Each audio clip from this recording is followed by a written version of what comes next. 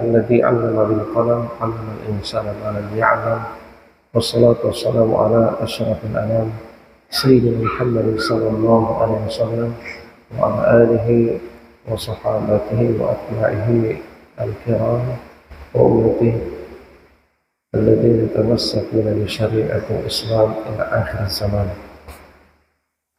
سبحانك لا علم لنا إلا ما علمتنا إنك أنت العليم الحكيم.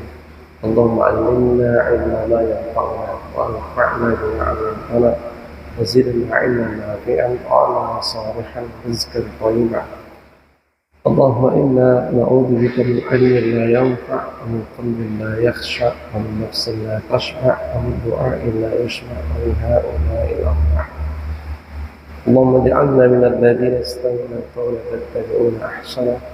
وصلى الله على سيدنا مولانا محمد وعلى آله وصحبه وبارك وسلم تسليما كثيرا والحمد لله رب العالمين. قال المصنف رحمه الله تعالى ونفعنا بعلومه في الدارين. ثانيا الخروج على دين الآباء وتراث الأجداد. قالوا جئتنا لنعبد الله وحده ونذر ما كان يعبد آباؤنا فأتنا بما تعدنا إن كنت من الصادقين. سورة الأعراف الآية 70.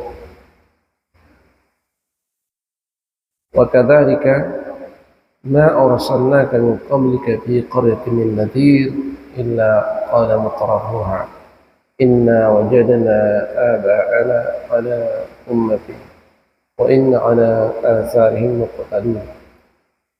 قال أولو جئتكم بأهل مما وجدتم عليه آباءكم قالوا إنا بما أرسلتم به كافرون. سورة الزخرف الآية 23 إلى 24.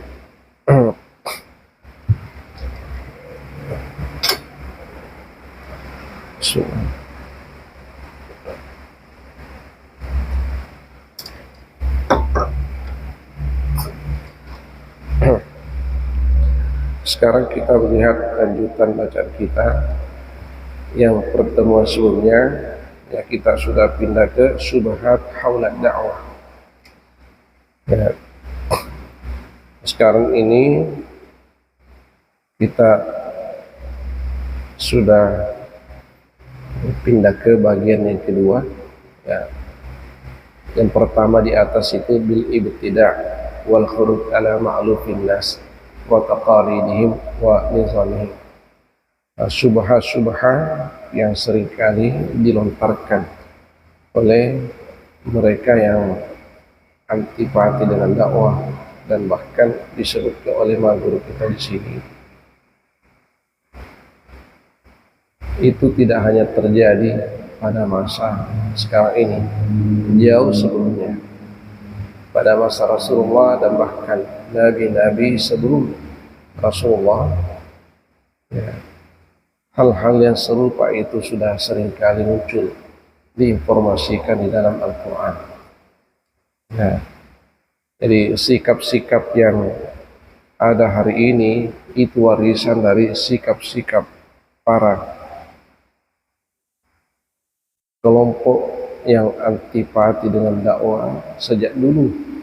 Nah, sejak dulu terus menerus diwarisi oleh anak cucu keturunannya. Mungkin dari segi nasab tidak ada kaitan, tapi karakter itu yang menjadi warisan dari pendahulu-pendahulunya hingga hari ini. Tetap saja karakter itu tidak bisa terhenti dan selalu berhadapan dengan para aktivis dakwah. Dan memang itulah seninya dakwah, tantangannya dakwah. Jadi sekali lagi bahwa dakwah itu selalu satu paket dengan tantangannya. Jadi orang yang melibatkan dirinya di dalam dakwah maka harus selalu siap siaga berhadapan dengan tantangan, rintangan, hambatan. Itu sudah pasti. Ya. Sehingga hanya orang-orang yang memiliki keikhlasan niat, ketulusan hati yang bisa melanjutkan misi suci ini. Nah, kalau seorang hamba minus keikhlasan, minus ketulusan, maka yakin tidak akan mampu mengemban amanah dakwah ini. Kalaupun ia mencoba-coba melakukannya, maka dia tidak akan bisa berkelanjutan. Ya, tidak akan bisa berkelanjutan seperti para nabi dan rasul serta ulama-ulama yang meneruskan sepak terjang perjuangan para nabi dan rasul. Makanya ulama itu dikatakan warasatul anbiya, ahli warisnya para nabi, ahli warisnya para nabi. Ya, bukan harta yang diwarisi, tapi ilmu, amal, dan keikhlasan. Ilmu, amal, dan keikhlasan. Itulah yang didakwakan, diwariskan lagi untuk generasi umat berikutnya, terus menerus secara berestafet. Jadi ulama itu betul sedikit, tapi tidak akan bisa habis. Sedikit tapi tidak akan bisa habis. Kenapa ulama sedikit? Karena nabi itu jumlahnya juga sedikit. Ya, tidak pernah nabi berkumpul dalam satu tempat, dalam satu waktu, dalam jumlah yang banyak. Ya, nabi datangnya secara berestafet. Ada nabi yang semasa, tapi tidak banyak.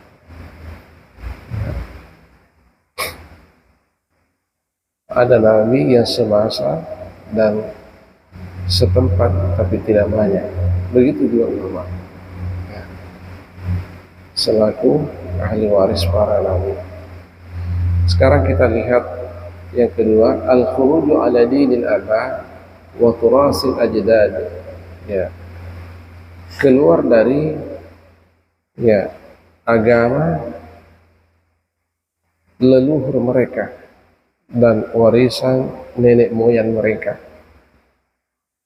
Ya. Maksudnya ketika dakwah para nabi itu diterima, maka tantangannya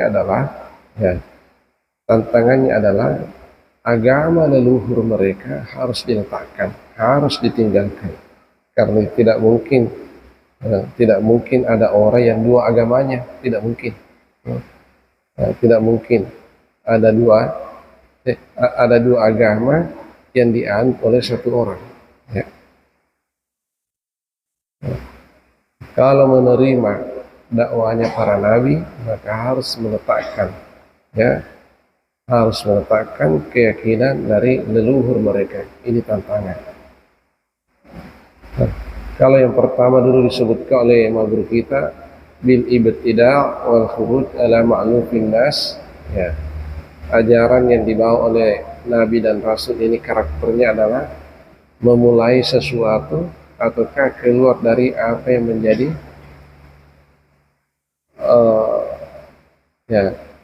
apa yang menjadi kebiasaan manusia, hal yang disenangi oleh manusia, yang akrab di pikirannya, ya, secara pintas. Jadi ajaran yang dibawa oleh nabi dan rasul ini, ya, itu tidak bisa diterima oleh rasul secara pintas, mesti melalui tadabbur. Ya. Contohnya saja masalah ketuhanan. Ya. Orang-orang jahiliyah dulu itu susah menerima kalau Tuhan itu satu, ya. Ada di antaranya. Ini sebelum turun Allahu ahad, ya, ada di antara orang jahiliyah itu datang menghadap ke Rasulullah. Ya Muhammad, sif lana rabbak. Wahai Muhammad, ceritakan kepada kami karakter Tuhanmu itu bagaimana. Tuhanmu Tuhanmu satu. Tidak mungkin. Kami ini 360 Tuhan kami. Ya, 360 Tuhan kami yang dijejer itu di sekitar Ka'bah itu. 360 Tuhan itu. Ada yang terbuat dari batu, ada yang terbuat dari emas, ada yang terbuat dari perak, ada yang terbuat dari kayu, dan seterusnya. Ya, didatangkan dari berbagai macam tempat, diimpor, masuk di Mekah itu, dan patung-patung pilihan itulah dijejer di dinding-dinding Ka'bah, jumlahnya 360. Lalu datang Rasulullah mengajarkan ajaran tauhid. Ya, Tuhan itu hanya satu. Mereka heran, tidak mungkin. Nah, kami ini memiliki Tuhan 360 dari semua jenis. Itu pun Tuhan kami yang banyak itu belum mampu untuk memenuhi semua keinginan kami. Engkau hanya satu Tuhanmu, bagaimana mungkin Tuhanmu hanya satu yang diurus sekian banyak orang? Tidak mungkin Muhammad. Ya Muhammad, sif lana rabbak. Nah, turunlah itu Qul Huwallahu ahad. Qul Huwallahu ahad, Allah samad, lam yalid wa lam yulad wa lam yakul lahu kufuwan ahad. Ya. Ini pertanda bahwa memang ajaran tauhid ini tidak serta-merta itu langsung kalau di pikiran manusia secara pintas. Ya, mesti ditadabburi, direnungi, ya, kecuali otak yang cerdas. Ya. Kecuali orang otak yang cerdas, melalui kecerdasannya ya langsung menangkap kebenaran ajaran tauhid. Tapi otak yang setengah cerdas, apalagi otak yang tumpul, susah. Ya. Susah menerima Tuhan hanya satu yang diurus sekian banyak. Ya. Betul. Nah, itu maksudnya magul kita yang pertama, subha yang dilontarkan oleh mereka. Ya. Dianggap ajaran tauhid ini yang dibawa oleh para nabi dan rasul, ajaran yang irrasional, ya, tidak kelop di pikiran, tidak akrab dengan pikiran manusia. Terus subha yang kedua, nah, di sini dikatakan al-khuruj ala dinil aba wa turasil ajdad, ya, keluar dari agama leluhur mereka dan mesti meninggalkan warisan keyakinan nenek-nenek moyang mereka. Lalu ini diceritakan dalam Al-Quran. A'udzubillahi minasyaitonir rajim. Tanah, tapi ini sepertinya pertanyaan kepada Nabi Hud, bukan Nabi kita Muhammad SAW. Pertanyaan kepada Nabi Hud alaihissalam diceritakan di dalam surah Al-A'raf ayat 70. Ajitana lina'budallaha wahdah wa nadhara ma kana ya'budu aba'una fa'tina bima ta'iduna in kunta minas shadiqin. Wahai Hud, apakah engkau datang kepada kami agar kami menyembah Allah yang satu, menyembah Allah yang esa, ya. Lalu kami mesti meninggalkan apa yang menjadi sesembahan bapak-bapak kami. Ya, itu artinya kalau kami menerima dakwah yang engkau bawa wahai Nabi Hud, maka itu artinya kami harus menanggalkan keyakinan, ya, nenek moyang kami. Fa'tina bima ta'iduna in kunta minas shadiqin. Maka datangkanlah kepada kami apa yang engkau janjikan kepada kami jika engkau memang sebagian dari orang-orang yang benar. Maksudnya apa? Ya, agama nenek moyang kami jelas. Inilah yang menjadi warisan kami. Terus agama yang engkau bawa itu belum jelas kepada kami. Itu barang yang baru. Coba buktikan kebenaran ajaran yang engkau bawa. Mampukah engkau membuktikannya? pertanyaan-pertanyaan yang seperti ini itu memang seorang nabi mesti dibekali sesuatu yang luar biasa. Itulah mukjizat, mukjiz yang artinya melemahkan, ya, melemahkan ya, anggapan atau keyakinan orang-orang yang menentang ajaran para nabi. Itu mukjizat. Ya, ini sesuatu yang luar biasa ditunjukkan. Ya, karena dengan keluar biasaan itu, ya orang dengan mudah percaya. Kalau tidak ada sesuatu yang luar biasa, susah mereka percaya. Ya, karena mereka ini punya keyakinan yang sudah mengakar, ya, sudah menjadi doktrin, tidak lagi dipertimbangkan salah atau benar, masuk akal atau tidak masuk akal. Ya, karena itu sesuatu yang sudah, ya, menancap di dalam keyakinannya. Itu pertanyaannya. Wa kadzalika ma arsalna min qablika fi qaryatin min nazir illa qala mutrafuha inna wajadna aba'ana ala ummatin wa inna ala asarihim muqtadun. Ya, ini Al-Quran bercerita, demikian pula tiadalah kami mengutus sebelum engkau wahai Muhammad, ya, seorang rasul fi qaryatin min nadirin, pada suatu kampung atau suatu negeri, ya, menurut keterangannya ulama tafsir, ya, surah Az-Zukhruf ayat 23 ini, fi qarya min nazir, negeri yang dimaksud di sini negeri yang, ya, penduduknya itu merasakan kemewahan, ya, kemewahan yang luar biasa. Jadi seolah-olah karena mereka mewah, ya, tidak lagi butuh sesuatu yang baru, sudah merasa cukup apa yang ada pada dirinya sebagai warisan dari, ya, leluhur mereka. Ya. Illa qala mutrafuha, ya. Jadi penduduk kampung itu setelah datang Nabi yang diutus oleh Allah kepadanya, ya, mereka menolaknya. Ya.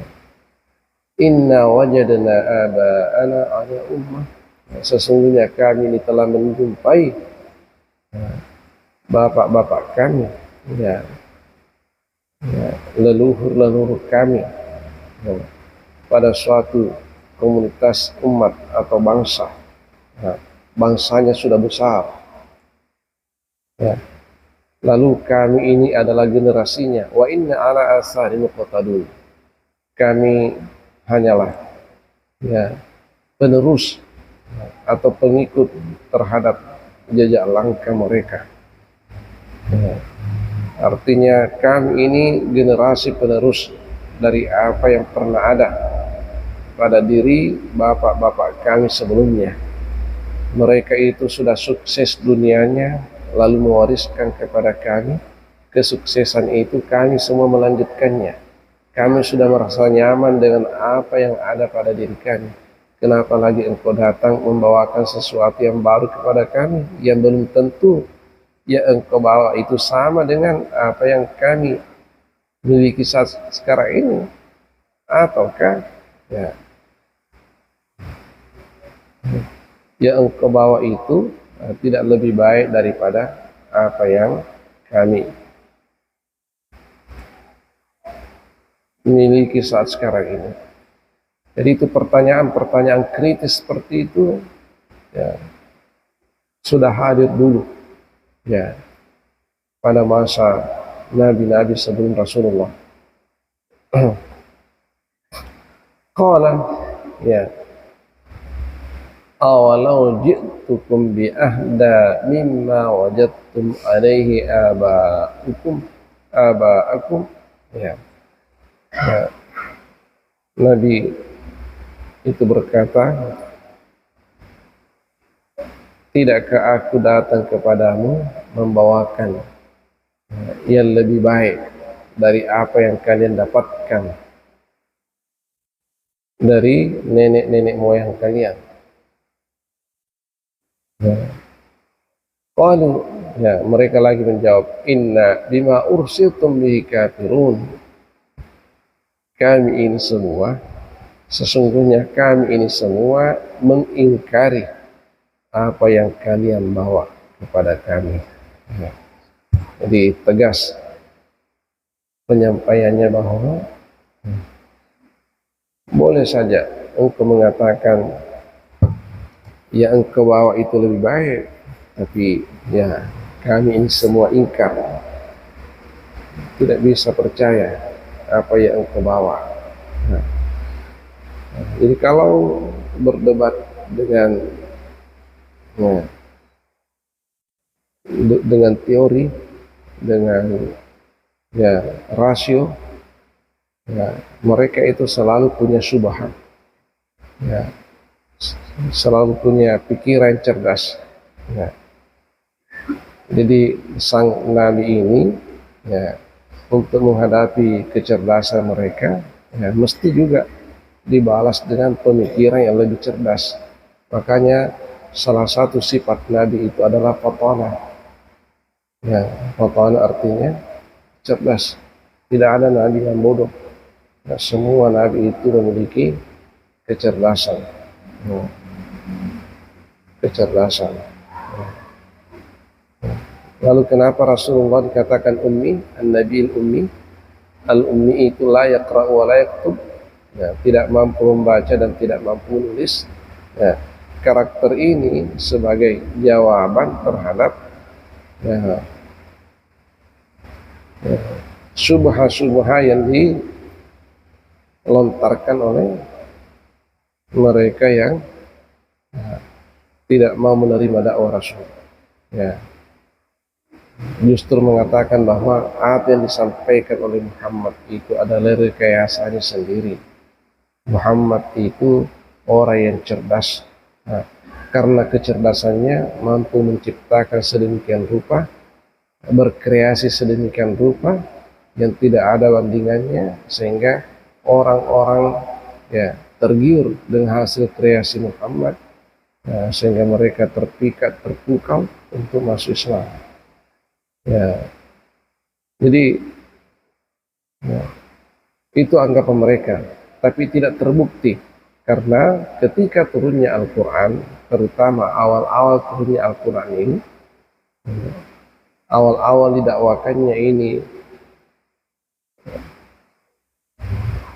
ajaran yang beliau bawa, beliau statusnya ummi, la yaktubu wa la yaqra, tidak mampu menulis dan tidak mampu membaca. Dan memang Rasul tidak pernah sekolah sebelumnya itu. Coba, di mana Rasulullah SR? SMP di mana? Rasul itu di mana beliau pernah jadi murid? Gurunya siapa? Itu tidak jelas. Tidak ada. Nah, tiba-tiba beliau langsung menjadi guru. Nah, nanti setelah beliau dilantik menjadi Rasul.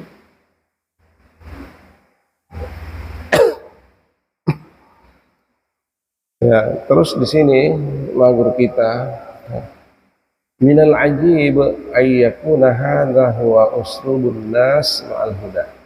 Di antara hal yang mengherankan, ya, adanya uslub-uslub ini, ya, gaya-gaya manusia seperti ini, ya, ya, ma'al huda, bersama dengan hidayah. Ya, jadi ketika hidayah ya didatangkan kepada mereka, maka mereka memiliki ya karakter-karakter yang berbeda-beda, ya, yang bermacam-macam. Wa ma'a ar-rasul, ya, ya, ketika hidayah dan Rasul datang kepada mereka, karakternya bermacam-macam. Fama ju'ila al-aqlu lil insani illa liyakuna mizanan lis-shawab wal khata. Tiadalah akal itu dijadikan untuk manusia kecuali agar menjadi mizanan, ya, timbangan, ya, barometer lisawabi wal khata, ya, untuk, ya, membandingkan yang benar dan yang salah. Jadi okelah kalau, ya, dakwahnya Nabi susah mereka terima, tapi mereka harus menggunakan akal pikirannya menimbang apakah betul yang disampaikan oleh Nabi itu atau bagaimana. Coba timbang melalui akal pikirannya, ya, masuk akal tidak, nah itu maksudnya.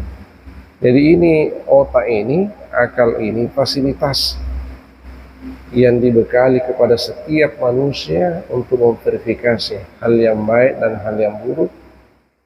Terus nanti ditimbang, ya, ditimbang hal yang benar dan hal yang tidak benar, timbang hak batil, timbang. Makanya salah satu penyebab, ya, mudahnya hidayah diterima oleh seorang hamba itu karena kecerdasannya, ya, kecerdasannya. Tapi ada orang yang cerdas hatinya tertutup, ada juga orang yang cerdas hatinya terbuka. Jadi Umar bin Khattab dengan Umar bin Hisham, kedua-duanya orang cerdas. Umar bin Khattab, ya, Umar bin Hisham. Umar bin Hisham itulah Abu Jahal, ya. Kedua-duanya itu orang cerdas itu. Kalau otak betul-betul cerdas, intelijensi pikir yang bagus, berlian kalau otak. Makanya Rasul salut melihat dua orang ini yang ketika itu belum Islam. Nah, Rasul berdoa, Allahumma ayyidil Islam li ahadil umarain. Itu doanya Rasulullah. Allahumma ayyidil Islam li ahadil umarain. Ya Allah, kuatkanlah Islam ini dengan salah satu dari dua Umar ini, Umar bin Khattab dan Umar bin Hisham. Ternyata yang mendapatkan hidayah itu Umar bin Khattab. Nah, ini Abu Jahal ini tidak dapat hidayah. Malah hingga akhir hayatnya kalimat yang terakhir terlontar dari lisannya adalah sampaikan kepada Muhammad, ana aduhu fi dunya wal akhirah. Saya ini katanya musuhnya yang abadi dunia akhirat. La ilaha illallah. Ya. Kenapa Umar bin Khattab dan kenapa Umar bin Hisham? Umar bin Khattab ini terpilih mendapatkan hidayah. Beliau cerdas dan hatinya itu terbuka untuk menerima kebenaran. Kalau Umar bin Hisham ini cerdas tapi hatinya tertutup untuk menerima kebenaran. Kebenaran itu hanya sampai di otaknya, tidak bisa tembus masuk ke dalam hatinya. Kenapa? Karena ini Umar bin Hisham itu, ya, atau Abu Jahal ini, ya, ada penyakit di dalam hatinya, gil. Ya. Makanya dia pernah menyampaikan terus terang, sadar atau tidak, yang jelas, ya, pernah terlontar dari lisannya. Dalam riwayat itu disebutkan bahwa, ya, Abu Jahal ini menyampaikan kepada seseorang bahwa sesungguhnya apa yang dibawa oleh Muhammad itu betul, hanya saja aku tidak bisa menerimanya. Itu aku tidak bisa menerimanya. Apa yang dibawa oleh Muhammad sebenarnya itu betul, tapi aku tidak bisa menerimanya. Nah, jadi otaknya itu sudah mampu memikirkan kebenaran ajaran yang dibawa oleh Rasul. Hanya saja hatinya yang tertutup untuk menerima kebenaran itu, sehingga tidak bisa masuk Islam. Khatamallahu ala qulubihim wa ala sam'ihim wa ala absarihim ghishawah. Nah, itu bedanya dengan Umar bin Khattab. Umar bin Khattab begitu mengetahui kebenaran Islam, langsung hatinya terbuka dan langsung hidayah itu tertancap di dalam hatinya, dan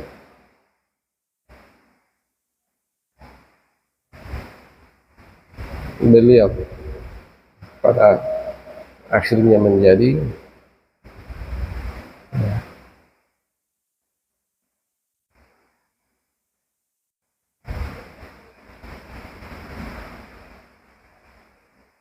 salah seorang kekuatan Islam, terwujud doanya Rasulullah. Jadi Umar itu adalah muayyidul Islam, sahabat yang menguatkan dakwah Islam ini. Insyaallah nanti kita akan lihat lagi seperti apa penjelasan madhur kita berikutnya mengenai aspek yang kedua ini, ketidakmampuan atau kesulitan para nabi mendakwai umatnya, kaumnya, oleh karena mereka itu sudah dibelenggu oleh ajaran nenek moyang mereka, sudah mengakar, susah lagi tercabut. Hanya saja dahsyatnya ajaran tauhid yang dibawa oleh para nabi, oleh karena keikhlasan dan ketulusan niat hati mereka yang tidak pernah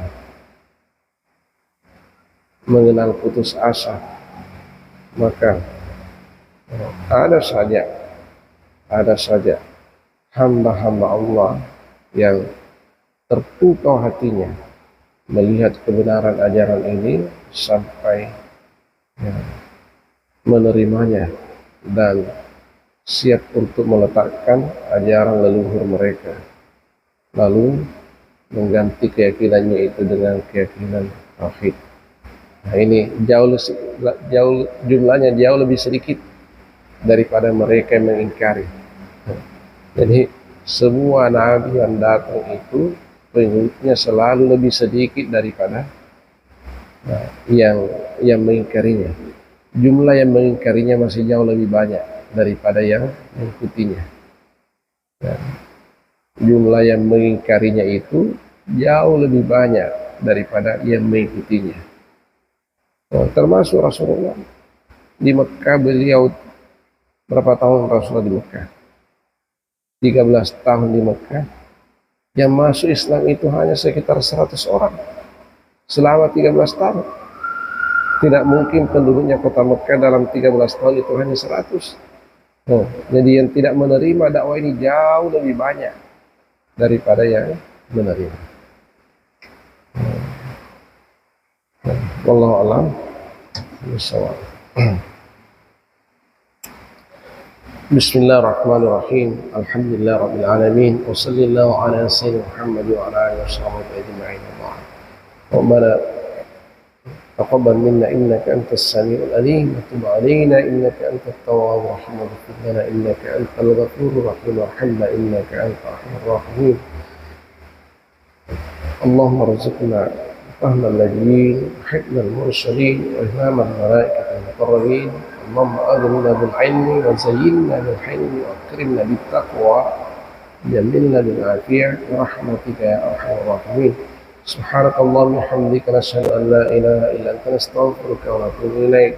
سبحان ربك رب العزة عما يصفون وسلام على المرسلين والحمد لله رب العالمين. وما توفيق إلا بالله عليه توكلت وإليه بالله التوفيق والدعوة والإرشاد. السلام عليكم ورحمة الله وبركاته.